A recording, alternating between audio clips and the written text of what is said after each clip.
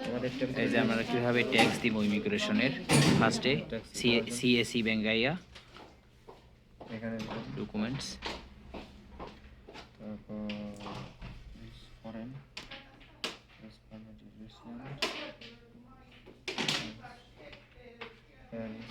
নেই Gabi?